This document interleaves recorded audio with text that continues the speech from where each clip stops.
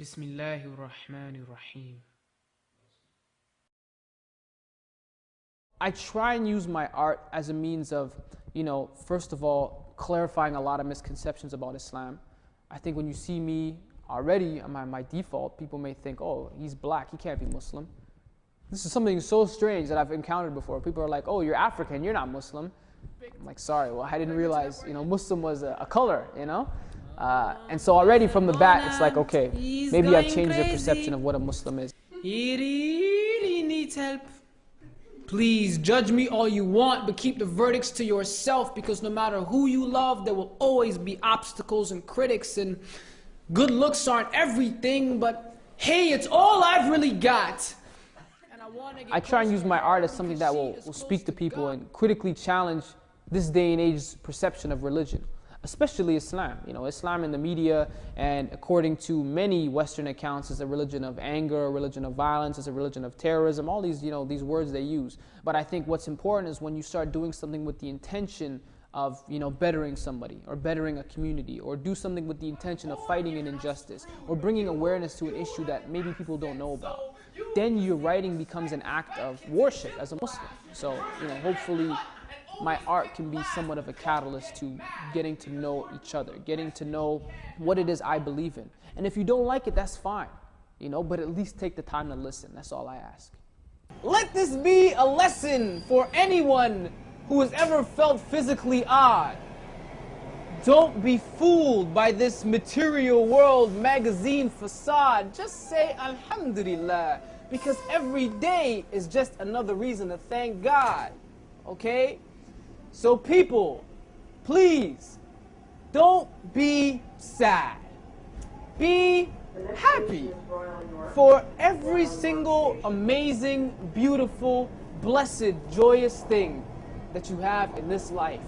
And so like many people, I had a serious identity crisis when I was a child. Just kind of not quite sure what you're allowed to be. Not quite sure about what is cool enough for you to be at this moment. Because the last thing you want to do is be, different. Like, God forbid you should be someone who sticks out. And so growing up, I really found myself left out of a lot of things. I have a distinct memory of being in elementary school, and, I went to a predominantly Jewish elementary school. And, Black History Month time would come around, and they'd be like, okay, Boonaa, explain to us Kwanzaa. I'd be like, Kwanzaa? I don't know what that is. My family never celebrated that before. But that's part of the dynamic of us coming to this country and kind of blending into an already fitted mold for us. We find ourselves completely lost. We're lost in the middle of translation. We're lost in the middle of cultures. And we're just strangers. We are the children of hope. Folks came here floating on a big plane or small boat. In the banana republics and rainforest cafes, saving up their little pay just to see some better days. I am the first.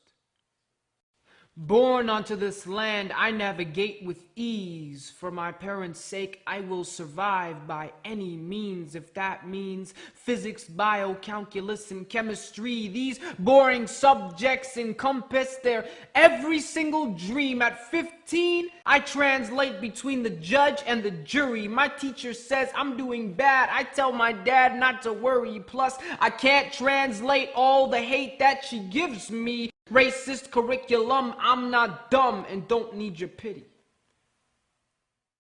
You can do anything you want when nobody's listening. You can have a lot of freedom. You can totally be at ease when there's nobody in the room. The moment you have an audience, you got to smarten up. The moment you have people listening, you don't realize it, but you change. You begin to adapt. You begin to be more conscious of, what the result is of your words or your message. I went through a phase where, I didn't think that many people were listening, and I was kind of just writing for myself. But after a while, people began to listen, and then I was like, damn, I can't just say anything anymore. I don't want to make myself sound like an idiot, and I don't want to waste this opportunity, because it's very difficult. You don't get people's ears all the time. There's people around the world right now who are dying by the millions in civil wars and all kind of disputes just because nobody will listen. So the moment you have the privilege of having an audience, what are you going to do with it? I have to remember that, everything I do is very temporary.